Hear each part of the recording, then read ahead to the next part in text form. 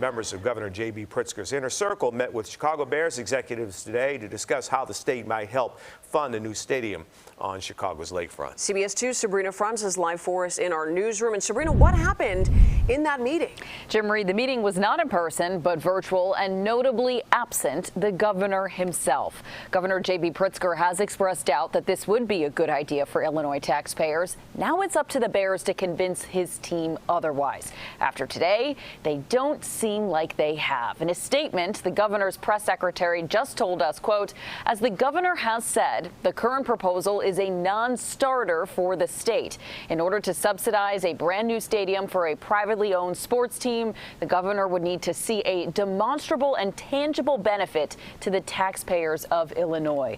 The governor's office remains open to conversations with the Bears, lawmakers, and other stakeholders with the understanding that responsible fiscal stewardship of taxpayer dollars remains the foremost priority.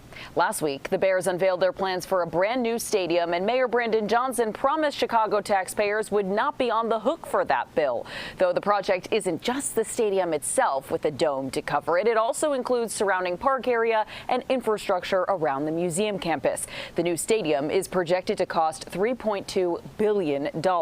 Over $2 billion of that is coming from the Bears. The other millions from an NFL loan request and from state bonds. The surrounding infrastructure, though, is expected to cost $1.5 additional billion for a grand total of $4.7 billion. Now, originally, the Bears planned to ask the state for $900 million in ISFA bonds, bond proceeds from the state meant to help pay for the project, which would eventually be paid off in part by the state's 2% hotel tax on gross hotel receipts. Problem is, experts say that type of contribution would take years to pay off.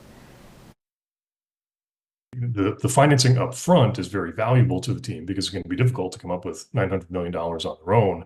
And then the public contribution is sort of spaced out over time. To borrow that much money, given the revenues that they know they can collect from the hotel tax, you have to really stretch that borrowing out for about 40 years.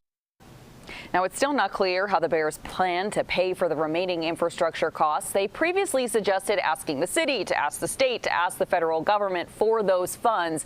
But as for a plan B, if the federal government doesn't pay, we're still pressing for that answer.